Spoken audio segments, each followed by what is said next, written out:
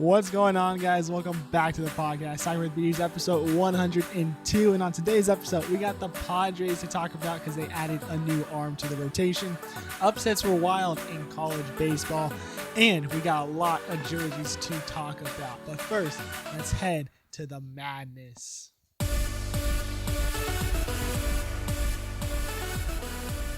Oh, what's up, guys? Yeah, new setting today. I am house sitting for family friends, so we're at the Herb for this week. So new setting, different kind of lineup here. Setup's a little bit odd, so this won't be normal, so just take it with a grain of salt. Hopefully everything looks fine, everything sounds right. It looks like it's gonna go pretty well. So the only thing is we got dogs in the background, so hopefully they're not too loud. But it's their house. I'm just helping out, watching them. So I'm not going to try to disturb them too much or try and get them riled up. But if you hear barking in the background, it's definitely because of the dog. So hopefully it's not too bad. But let's get into it. We'll start off with the madness. It is March, meaning March Madness. College basketball is right now. Best time of the year for me. I personally love March Madness.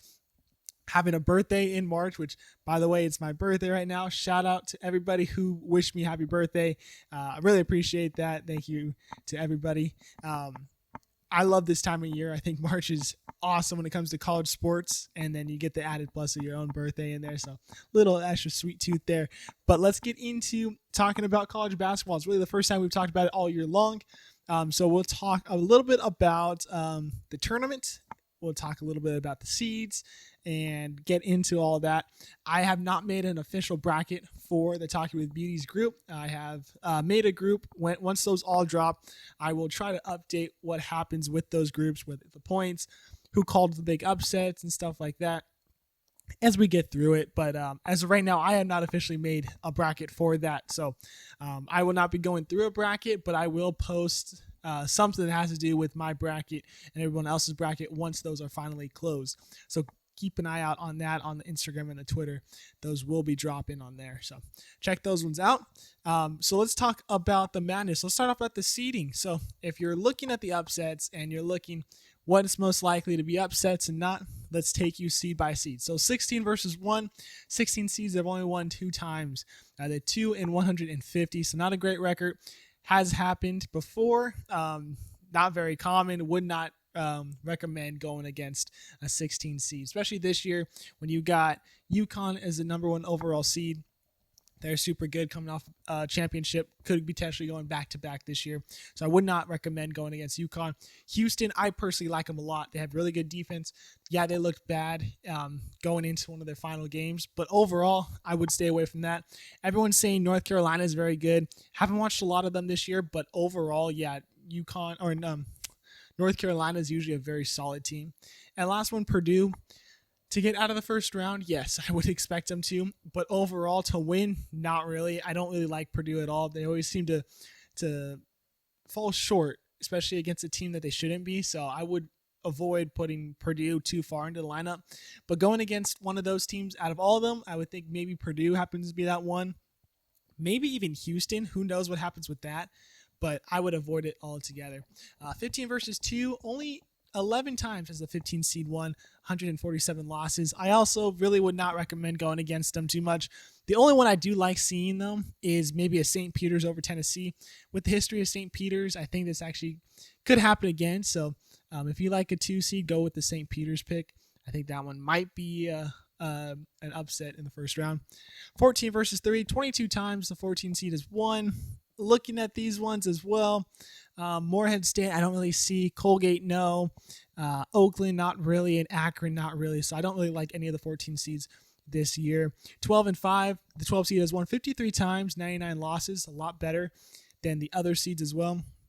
Looking at the 12s, UAB over San Diego State, I kind of like. GCU over St. Mary's, I actually don't mind as well. I think that might be pretty solid. McNeese over Gonzaga, a lot of people are circling that one as well. Not just a game to watch, but potential upset. James Madison over Wisconsin, I think is actually the best one of the 12 out of 5. If you're going to go with 112, I think James Madison might be that team that makes a nice magical Cinderella run. So I think I might have them going far in my tournaments. Which, by the way, I have made a lot of brackets, but I haven't made one for the podcast specifically to follow. So I think I had a couple with James Madison going kind of far, so I really like James Madison, so keep an eye out on them. 11 versus 6, 11 seeds has won 58 times, 94 losses. Duquesne known over BYU. I don't like that one.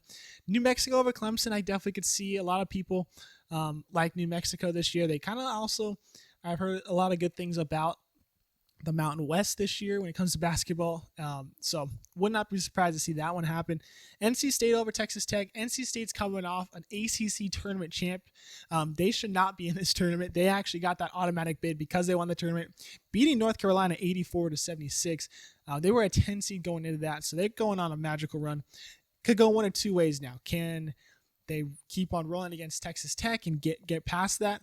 I personally do not know. I'm 50-50 about them. The other half of the spectrum is they're just going to flop, be excited that they made it to the tournament, lose in the first round. I definitely think that's more realistic than seeing them beat Texas Tech, but who knows? I mean, we could see NC State Wolfpack just kind of go on a huge run right here, and maybe they're one of those Cinderella teams. So we'll have to see what's going on with that. Oregon over South Carolina. I also like that one as well. Oregon coming off that Pac-12 championship win too. So I think Oregon and NC State could be one of your top 11 seeds moving on. The 10 versus the 7. The 10's won 59 times, 92 losses. Looking at these ones, Nevada over Dayton, maybe. Everyone's liking Drake over Washington State. I don't know what's going on with that. I don't know what's Washington State's problem recently, so we'll have to see on that one. So that's a 50-50 toss-up to me. Boise State or Colorado, they're doing the play-in on Tuesday. I'm not too sure. I think Florida actually is a pretty solid team, so I don't think I like either of those teams to move past. And the other play-in, Virginia versus Colorado State. Either one of those will be playing Texas. I don't think I like either of those ones as well. So honestly, the 10 seeds don't really excite me as much. If you're going to choose one, I'd say maybe Drake over Washington State. And the last upsets potential, 9 versus 8. The 9 seeds have actually won more times than the 8 seeds. 79 wins, 74 losses. So looking at this one, Northwestern, FAU, I actually think FAU as the 8th seed will be fine. I think they'll move on. Then we got Mississippi State versus Michigan State. Michigan State is the 9th seed. I actually like Izzo and the Spartans in this one. I would have them moving on. Nebraska versus Texas A&M. I think this is a coin flip. Nebraska's the 8th seed. A&M's the 9th seed. I don't think either one jumps out to me as a potential winner, so I think that's a good 50-50. And the last one, Utah State and TCU. TCU is the 9th seed. I think I had them edging Utah State just a little bit, but I think it's also a 50-50. So take that with a grain of salt because anything can happen. It's March Madness. Players to watch, though, for the tournament before we move on to a different topic. Zach Edey of Purdue. Dalton Connect for Tennessee. RJ Davis for North Carolina. Jamal Sheed for Houston. Terrence Sharon Jr. for Illinois. Tristan Newton for UConn, Darren Holmes II for Dayton, Tyler Kolek for Marquette, Jaden Ladid for San Diego State, and Mark Shears for Alabama. So those are the top 10 players that ESPN and CBS have been putting out on players to watch. So check out those ones. Everyone's really knowing about Zach Edey, so I'm hoping Purdue kind of gets over the hump there, mainly because Edey definitely deserves it, but of course we'll have to wait and see. All right, let's head to the MLB now. We'll start off with the Yankees. Garrett Cole will be out 1 to 2 months with an elbow injury. Really tough news there. Milwaukee's Devin Williams is expected to be out 3 months with a back fracture. Minnesota's Johan Duran will start the season on the IL with a moderate oblique strain. So that's tough news for all three of those guys. Really strong pitchers. What's going on, Maddie? You made the screen right there. We'll head to the signings now. Atlanta signs Adam Duvall 1 year, $3 million. Pittsburgh signs Michael A. Taylor and Domingo Germán, both to 1 year. Oakland signs J.D. Davis 1 year, $2.5 million. And the big one last night, Blake Snell signs with the San Francisco Giants for 2 years, $62 million, and an opt-out after 2024. Very surprised. I don't know where they came out of. I kind of expected him to go to Houston, hearing a lot of words about that. And then all of a sudden I get a notification saying he's going to San Francisco. very surprised. I don't think this really makes San Francisco all that much better and exciting. I think they're going to be a little bit more exciting than last year, but I don't think they're going to be potential like leapfrogging the Dodgers in any way. I mean, they made some good additions, bringing in like Soler and Chapman as well. Plus, now you get Snell, but I don't know. I don't know. I don't think the Giants are going to be able to get it done. So I think it's a good step in the right direction to be successful, but I don't think bringing in just those guys are going to help them. I'm going to need to see it. We got a trade to talk about. San Diego and Chicago White Sox. I made a trade. San Diego acquires Dylan Cease for 4 minor leaguers: Drew Throat, Samuel Zavala, Jamir Irente, and Steven Wilson. So, Wilson was a relief pitcher, my bad, in the major league system. Overall, very surprised to see Cease going to San Diego. I did not see that coming at all, but I think Cease was going to be able to be moved before opening day. I think the White Sox announced that. I think there was other team or other insiders announcing that as well. So it was just a matter of time for him to go to San Diego. I think it's actually a really good move. I think the Padres need that a lot, especially to help out Darvish there. So a Darvish Cease as a 1-2 is definitely going to be very fun to watch. So good job by the Padres there. All right, let's head to the NFL now. We actually got a lot of signings and releases. We kind of mixed them up in between all there with some trades. So there's a lot going on here, but we'll just get right into it. The Chargers made a lot of moves. They released Mike Williams, who ended up signing with the Jets earlier on Tuesday afternoon for 1 year, $15 million. Then they traded Keenan Allen to Chicago for a draft pick. Joey Bosa and Khalil Mack both reconstructed their contracts to stay in LA. A lot going on there at the Chargers. Doesn't seem like it's going to be very positive, though, when it comes to the offensive side of the ball. Calvin Ridley signs with Tennessee, 4 years, $92 million. Joe Flacco signs with Indianapolis, 1 year, $8.7 million. Atlanta trades Desmond Ridder to Arizona for Rondale Moore. A couple picks in there as well, but those are the main two going for it. Washington trades Sam Howell to Seattle along with a 4th-round pick for a 3rd-round pick and a 5th-round pick. I actually like the move. I think Howell going to Seattle, I actually like him a lot. So I think him going to Seattle might be actually a pretty good change of scenery. Maybe he gets a start there. Eric Armstead signs with Jacksonville, 3 years, $51 million. Devin White signs with Philadelphia, 1 year, $7.5 million. Pittsburgh trades Kenny Pickett from the Steelers to the Eagles for draft picks. I heard Pickett, once they signed Russell, did not want to stay there, so they moved him off to Philadelphia. Kind of sucks. He's not going to get any playing time there, but maybe he'll learn a new system. Maybe it'll be a better system for him as well. Jimmy Garoppolo signs with the Rams for 1 year. Chicago trades Justin Fields to Pittsburgh for a 6th-round conditional pick. That will become a 4th-rounder if he plays 51% of the snaps next year. That was a fleece job by the Steelers. Great job by them. I think Chicago waited way too long to move him, and now this opens up the gate for them to draft a quarterback and probably nobody else besides Caleb Williams, which I am not a huge fan of Williams when he was at USC. Definitely not when he was at the Combine and decided he was not going to do anything and said that it was enough game film for them to make a judgment call on him. Very ego-oriented guy. I am not very excited to see this guy in Chicago. We'll see. Hopefully he proves me wrong. I'd love to see him prove me wrong. He's going to have a lot of weapons as well. Chicago's added a lot in this offseason, but overall, it sucks. I would have liked to see Fields with this kind of offense for 1 more year, but it's tough. And Pittsburgh got a very good backup quarterback right now, very young guy, and they got him for absolutely nothing. So great job by the Steelers there. Aaron Donald announced he will be retiring along with Leighton Vander Esch. He will also retiring, but he is doing it because of neck injuries. So 2 guys ending their careers very early, but great job by both guys. Really solid defensive players there. So congrats on the retirement. And lastly, Netflix announced that they're coming out with a new series called Receiver, which will be the same format as that quarterback series from last year where they followed quarterbacks in their daily life and in games. This time they will follow Devontae Adams, Justin Jefferson, Deebo Samuel, Amon-Ra St. Brown, and tight end George Kittle. They had a little asterisk next to his name. I kind of like that as well, since he's not technically a receiver, since he's tight end. But having all five of those guys, I think is going to be awesome. Having Debo and George, I think is going to be a lot of fun. George has a great personality off the field, so having him in that, I think I'm going to love that for sure. And then being the 49er fan, having Debo in there, I'm very curious to see what his lifestyle is like. So another awesome series to keep an eye out on Netflix coming out. All right, let's head to the NHL. Not too much to talk about, but let's get straight into it. Arizona is set to compete in an auction for land in Arizona for a new arena.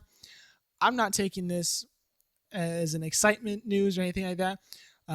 It's happened before. They've tried to go after land, and it has not worked. The only thing I saw reading about this was they don't need the approval from the city to make the new arena. So if they do end up getting it, that's a pretty big step in the right direction. But until they get that land, it means nothing to me. So it's something, but it's really nothing to me. Let's get to Winnipeg. Gabe Vilardi has an enlarged spleen. He will be out indefinitely. So that's, I think, the same thing that happened to Mark Stone of Vegas Golden Knights. So that's a tough injury to try and come back with. So hopefully Vilardi could get back speedy, because he's been doing very good this year with the Jets. Montreal head coach Martin St. Louis, he will be taking a leave of absence because of family matters. That is all we know about that.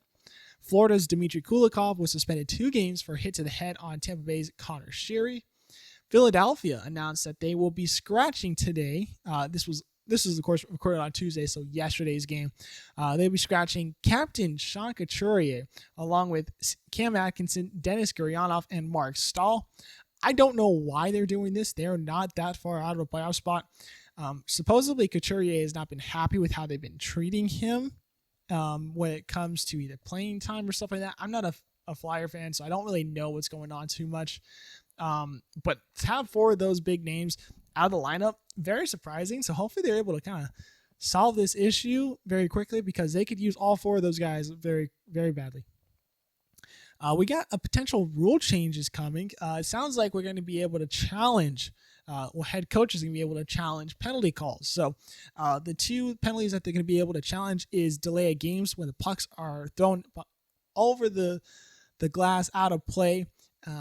Those are going to be able to be challenged to see if it does touch anything or it was off someone else's stick, like a deflection or something like that. I like that. That's a good one. Should be able to be a very quick penalty or no penalty call. The other one, high sticking penalties, and you can only challenge it if you think it is a friendly fire. I really like that as well, because we've seen it a couple times.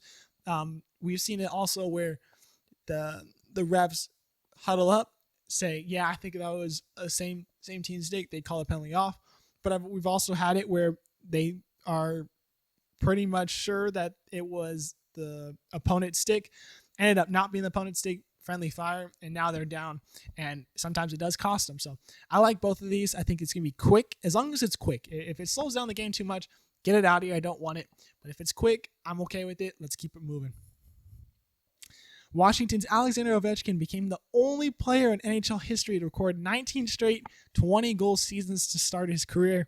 It's a weird way to say it, but he's the only player to do it, and he's probably going to, or at least I hope he's going to hit that all-time goal scoring record. So for a guy like this, it's pretty amazing. I mean, he's put some very solid career numbers up in his 19 years in the league. So congrats to Ovi. I think you just keep on rolling. So I would not be surprised to see this hit 20 straight 20-goal seasons next year. Last thing to talk about, Artem Pelshkov. This is a goaltender from SKA Niva. This is overseas, of course. He set the world record for most saves in a hockey game. He made 125 saves out of 126 shots. Yes, only giving up 1 goal. Went to a 5 overtime game in their playoffs. Ended up losing the game. SKA Niva lost the game 1-0. Were eliminated from the VHL playoffs. That is a tough way to lose. You have a goaltender who's playing out of their mind, and yet you still cannot get that goal for your goalie. So great job by him. He is now the world record holder for most saves in a game, 125. The other 2 right behind him, Alexander Bordilov, 107 saves, and that was in a Belarusian Extra Liga League that is over in, I'm guessing, Belarus and Russia by the looks of it. And Jonas Korpisalo of the Columbus Blue Jackets. He had 85 saves in one of those playoff games a couple of years ago. So congrats to him. Now you're a world record holder. All right, let's head to NASCAR. We have Bristol to talk about. Not too much to talk about besides we have a lot of tire problems. I mean, I saw a lot of blown tires and chewed up tires throughout this whole race. It's tough to be out there. It's a short track. You're constantly turning, a lot of movement. But for this to be a problem still, especially after supposedly Goodyear tested their tires out on this track specifically, it's not a good news. I mean, I think there's going to be a lot of problems going forward. So NASCAR is going to have to do something about that. No words yet on what they're going to do, if it's either the surface or the tires they're going to have to fix. But it's definitely something they're going to have to look into. In this race, though, we had 54 lead changes, which was an all-time record for NASCAR's short track. And this one ended up going Denny Hamlin's way. He was your race winner at Bristol. Number 2 was Martin Truex Jr. 3, Brad Keselowski. 4, Alex Bowman. 5, Kyle Larson. 6, John Hunter Nemechek, which actually was his best finish in the Cup Series. We had 7 at Chris Buescher. 8 was Chase Elliott. 9 was Ty Gibbs. And 10 was Christopher Bell. I will say, though, before I move on, Ty Gibbs, he is doing great at leading races. He just can't finish. If that guy could finish, he's going to have a lot more wins. He's a young driver, so he's got a lot of time to develop into that. But he is leading a lot of laps, and he is not getting wins out of it. Definitely could be frustrating for Ty Gibbs and his fans and his team, of course. So keep an eye out for that, because I think Ty Gibbs is going to be on a potential run. Maybe the rest of the year, who knows? But definitely in the future, he's going to get a lot of wins. So keep an eye out on that. All right, let's head to college hockey now. Rankings have not changed from last week because we are now in tournament play. There is no more regular season. Everybody is wrapping up their conference tournaments. So let's head into each conference. We'll start off with the Big Ten. Michigan beats Minnesota 2-1, and Michigan State beats Ohio State 2-1, meaning the finals will be at all Michigan finals with Michigan versus Michigan State. We head to the CCHA. Bemidji State beating Lake Superior 4-1, and Michigan Tech beating Minnesota State 4-3. Bemidji State will face Michigan Tech in the CCHA finals. ECAC. We have Quinnipiac beating Rensselaer 5-2. Dartmouth beating Union 4-2. St. Lawrence beating Colgate 3-2. Cornell beating Harvard 4-1. So that means in the semifinals, we have Quinnipiac versus St. Lawrence and Dartmouth versus Cornell. Honestly, out of this, Quinnipiac and Cornell stand out to me, but having St. Lawrence beating Colgate in an upset is kind of interesting to me. So watch out for St. Lawrence this upcoming weekend. We'll head to the Hockey East. We got Boston College beating UConn 5-4, UMass beating Providence 3-1, Maine beating New Hampshire 5-0, and Boston University beating Northeastern 4-2. Semifinals will be Boston University versus Northeastern, and Boston College versus UMass. NCHC, we have North Dakota beating Miami 7-1, Omaha beating Colorado College 2-1, St. Cloud State beating Western Michigan 5-1. Denver beating Minnesota Duluth 5-2, meaning we got the semifinals of North Dakota versus Omaha and St. Cloud State versus Denver. Lastly, we'll head to Atlantic Hockey Conference. RIT beating Niagara 5-2, and American International upsetting Holy Cross 3-1, meaning the finals will be RIT versus American International. RIT has a really good chance to make it to the tournament already, and having American International potentially taking that spot from them could be a little troublesome. So I'm very excited to see what happens with that game right there. ASU update. Yes, the season is over, but we had some big news coming out of Arizona State. Brian Chambers signed with Kalamazoo Wings. Tyler Gratton signed with the Lehigh Valley Phantoms, and Brandon Tabakin signed with the Newfoundland Growlers. So congrats to all three of you guys. You guys had a great season. Hopefully you guys keep it up and help out your new teams immediately. It's good to see you guys branching off into your pro leagues now. So Congrats. All right, let's head to college softball. So we got the rankings right here. So graphic right there. Started off with your number one. Staying put there is Oklahoma. 2, you got moving up. 10 is Texas, moving up one spot. LSU drops 1 to 3. Duke stays put at 4. Georgia gets a +1 to 5. Oklahoma State gets a +1 to 6. Tennessee gets a +2 to 7. Stanford drops 2 to 8. Washington drops 1 to 9. Florida stays put at 10. Clemson gets a +3 to 11. Virginia Tech stays put at 12. UCLA gets a +3 to 13. Texas A&M gets a +3 to 14. Alabama stays put at 15. Missouri drops 5 to 16. Arkansas gets a +3 to 17. Florida State stays put at 18. Baylor drops 6 to 19. Mississippi State gets a +1 to 20. Cal drops 2 to 21. Oregon gets a +2 to 22. Kentucky stays put at 23. Arizona State gets up 1 to 24. And South Carolina drops 3 to 25. No dropouts of the week, but other receiving votes that had double digits. Auburn at 36, Louisiana at 31, Kansas at 26, Texas State at 19, Ole Miss at 14, and UNC Charlotte at 13. So we got to upsets. Nothing too crazy this week. Not a lot of upsets, but we actually got a new graphic right there. New graphics. So it's a little easier to follow. Team logo and the score. We'll start off with the midweek game. Charlotte winning over number 12 Virginia Tech 8-4, and Sacramento State beating Stanford, who's ranked 6, 3-2. We head to Friday. Only one upset. Kansas beating number 13 Baylor 3-2. Saturday we head to Florida State beating number 4 Duke 4-2.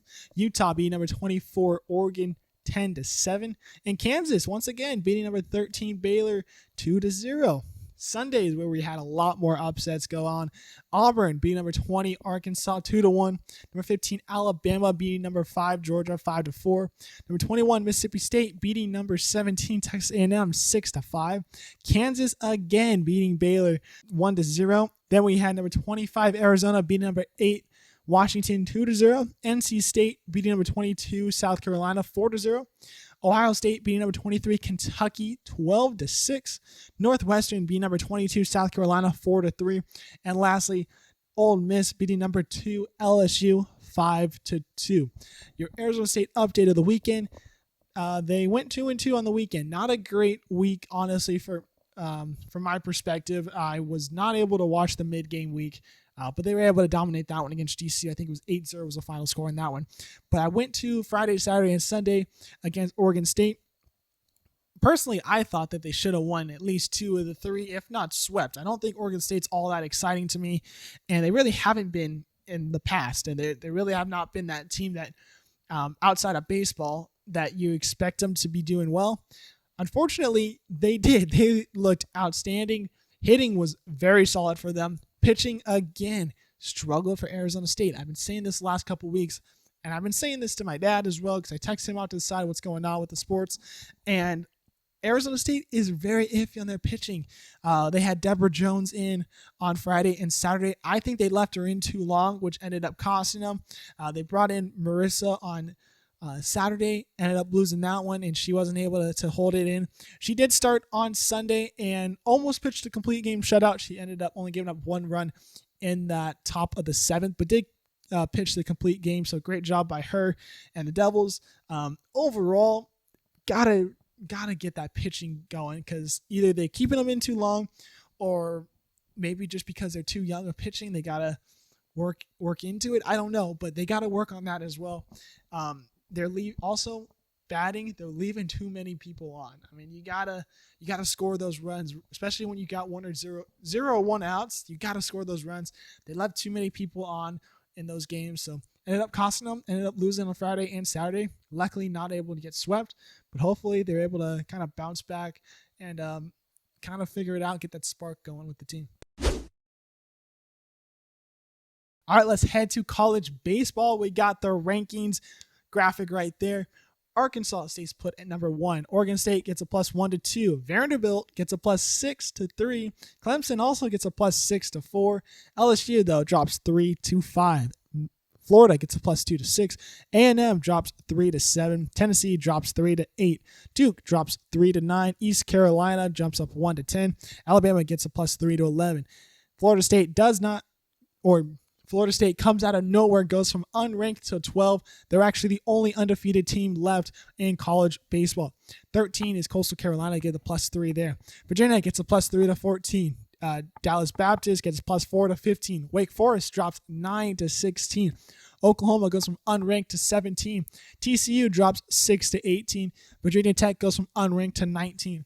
North Carolina goes from 15 down to 20, dropping 5 spots there. Mississippi State goes from unranked to 21. Campbell drops 1 to 22. Auburn goes from 18 down to 23, dropping 5 spots there. UCI, Irvine, if you guys don't know what that means, drops 2 to 24, and UCSB drops or stays put at 25. We actually had 4 teams drop out: North Carolina State, South Carolina, Texas, and Texas Tech, all dropping out of the top 25 for this past week. All right, well, we head to a crazy upset-filled week, a lot from every single day. Of course, new graphic right there. Midweek, we'll start off with that. Rider beating number 6 Duke 6-2. Number 16 Coastal Carolina beating number 7 Wake Forest 17-9. UNC Greensboro beating number 13 NC State 18-3. Southern Miss beating number 14 Alabama 9-7. UConn beating number 22 UC Irvine 5-0. And we head to Friday, number 8 Florida beating number 4 Texas A&M 8-6. Mississippi State beating number 2 LSU 10-4. Miami beating number 15 North Carolina 14-1 in 7 innings. Washington beating number 23 Texas 9-3. Oklahoma beating number 12 TCU 7-3. Ole Miss beating number 20 South Carolina 5-4. Now let's head to Saturday. James Madison upset Coastal Carolina 7-4. Ole Miss drops South Carolina once again 12-3. Clemson beating number 6 Duke 8-7. Baylor beats number 24 Texas Tech 5-1. Washington beats number 23 Texas 5-3.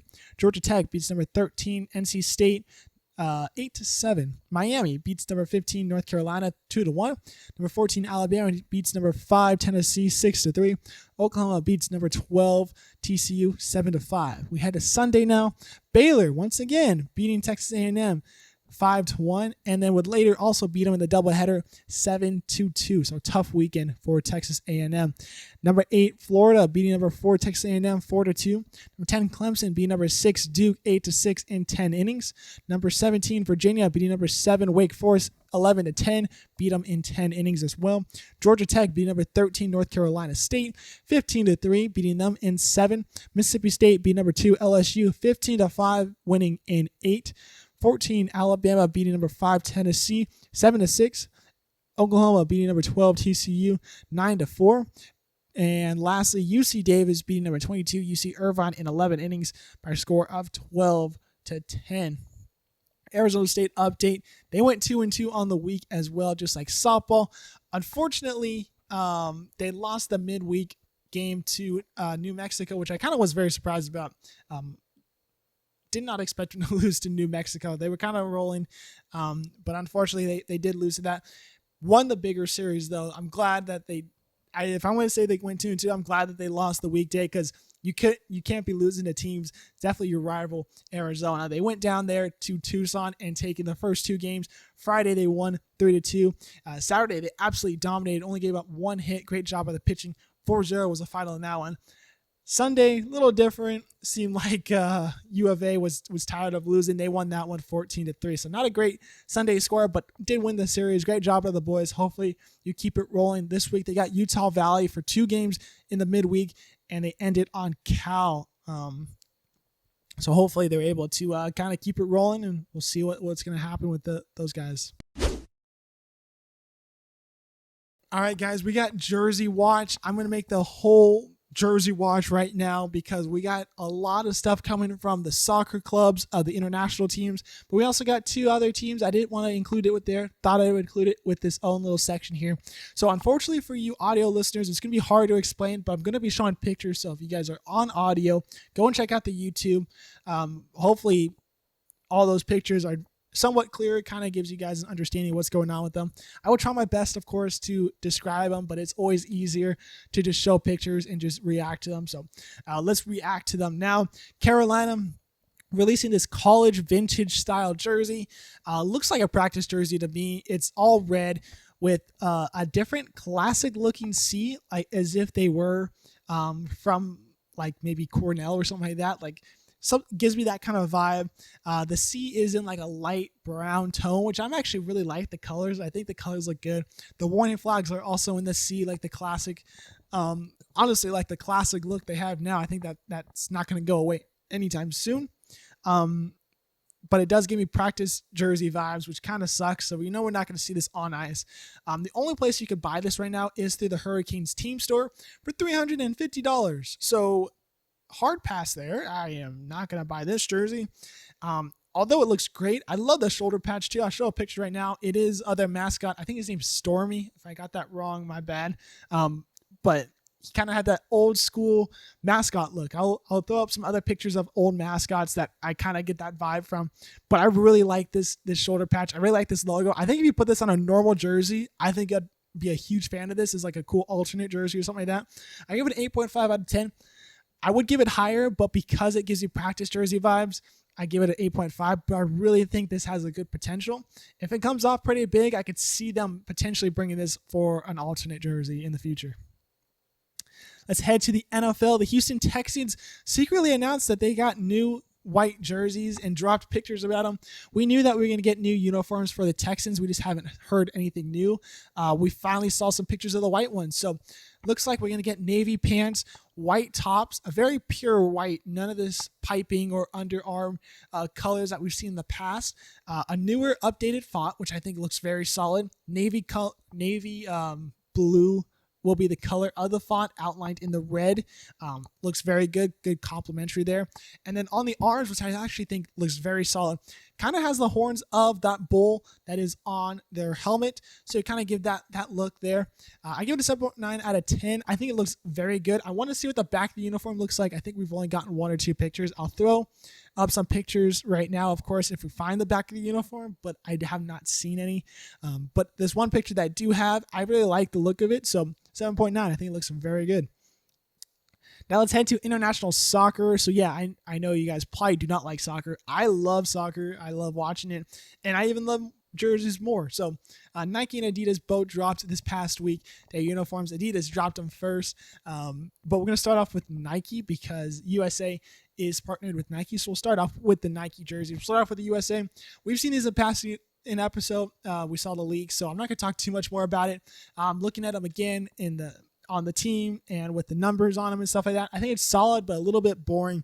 Still really like the colors on the cuffing and the collar. I think those colors look great. 6.3 out of 10. I think it looks a little bit better than what we had before, but nothing too special. The blue ones remind me of like a Rocket Pop or the 2024 World Cup jerseys. I actually really like those World Cup jerseys. I think those bring back great memories in my eyes. Besides them losing to Belgium, they definitely should have went further in that. But I digress. I think these uniforms look great. I just think the 2014 ones look better. So if that's the vibe they were going for, maybe just go back to the 2014 ones. But I think that they look good. I think they look way better than the blue jerseys that they have now. I think that's a hot take because I hear a lot of people are not liking these blue ones at all. I get a 7.6 out of 10. I really do like these blue uniforms. England, they went very more classic look. The white one just is kind of whatever to me. I give it a 5.8. For the blue ones, I don't think anything's too special about it, but I do like the darker shade of blue that they have here, 6.3. For Brazil, we got new yellow and blue ones. The yellow ones are the classic, kind of that neon look that they're going with now. Not a huge fan of the Brazil logo going in the crest in the middle of the uniform.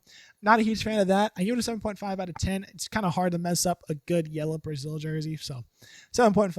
For the blue ones, it's kind of an interesting pattern. I think I like like a leopard print they had on their past ones a little bit better, so I give it a 6.8 out of 10 here. France, for the blue one, it's a lighter shade of blue. Really like what they did with the crest, kind of blowing it up and only using the chicken with the FFF on the bottom. The crest in gold really does pop on that light blue or the lighter shade of blue. It's not really a light blue. 8.1 out of 10. I think it looks very good. Same with the white one. Another 8.1 out of 10 for me. I think the crest looks great on that one as well. Very classic feeling. I don't know if this is exactly what they've had in the past, but it looks very solid. Really like this one a lot. Good job there. For Portugal, the white one looks okay. I'm okay with the blue color, but I really do like that past uniform where it looks like it has the, what's it called? Like the flag across the front. I like that one better. So I give this one a 6.2 out of 10. I like the blue color though. I think the blue looks nice. For the red, I think they look, going back just that classic look, very basic, but I think it works for Portugal. I think that's all what most fans really want.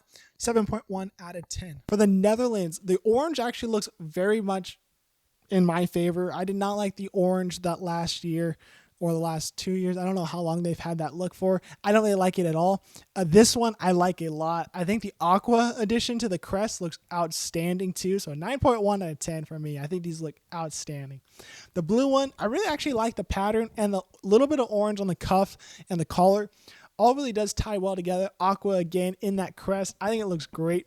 8.5 out of 10. These are probably one of the best combos I think that they've come out with for all these international ones. Definitely for Nike. I think Nike did the best on the Netherlands. For Canada, bad. I don't like them at all. The red one, I don't like the half collared color on it. It just does not look good. The white circle around the Nike logo on the red one and the red circle around the white jersey for the Nike logo. I don't know why they did that. I think it looks tacky. It looks bad. 3.8 for the red one, 4.6 for the white one. We'll move on. Croatia, probably the most dramatic downgrade I've seen from a classic jersey. I mean, we normally see these white ones where it comes with the checkered pattern, and we got this, but it looks bad. I mean, we need more checkered pattern. We need the boxes smaller. 1.1 out of 10. These look bad. For the blue ones, better. I'm not too sure if I like the angled checkered pattern, but I like these ones better than the white ones, so I give it a 4.9 out of 10. So we head to Adidas uniforms. Argentina got their classic white and light blue stripe. Very good look. 9.5 out of 10. I think it's my favorite jersey out of everybody. They hit it out of the park. It looks good. Don't change it. For the blue one, I'm actually not a huge fan of it. I think it still looks very good. I just think the two shades of blue on top of each other make it hard to see. 7.1 out of 10, but I think this is probably the best combo Adidas has done for these new uniforms. So good job by Adidas and Argentina. For Belgium, I don't like either of these at all, really. When it comes to them, I don't see Belgium. So if I'm just taking it from the jersey standpoint, I actually really like the burgundy and maroon one, but overall, I don't understand why Belgium has this color look. The underarm color does not work for me as well. Get that out of there. I don't think that looks good. 7.2 though out of 10. I think the maroon one looks good, but it just does not scream Belgium to me. For the light blue one, I think the light blue color looks nice, but I do not like the Tintin tribute. I mean, I understand the reason behind it, but the white collar looks gross to me at 3.4 out of 10. I heard rumors that there were actually tan pants as well, and if that's the case, God, that's going to be terrible. So that might even drop in more, but just based off of the jersey itself, 3.4. Germany. Germany. They battled for Argentina for the best jersey as well. Actually, I did have this one rated higher. The white one's a 9.7 out of 10. I love that the shoulders go from the gradient into the flag. I think that looks awesome. Great job there. Where it lost me is this purple pink uniform. I don't understand the reason behind it. I don't like it. The pattern looks cool, but I don't like the colors. I don't understand how you have such a great white uniform and such a bad road uniform, I guess, because I think they wear whites at home. 4.5 out of 10. I like the pattern. I just don't understand the colors behind it. Mexico, I had high expectations for Mexico because I really do like Mexico jerseys. I always like their classic green look. They went with a black and red uniform. This peacock feather pattern, I'm not a huge fan of it. I don't think it was executed well in my eyes, so I give it a 3.8 out of 10. Mixed reviews. I heard some people like them, some people don't. I'm one that does not.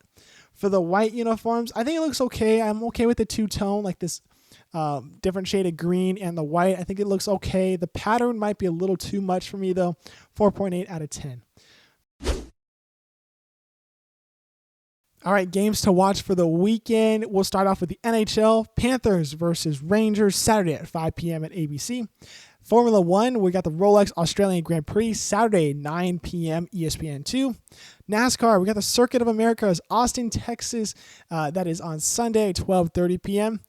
College basketball, technically it starts today, Tuesday. We got the play-in tournament.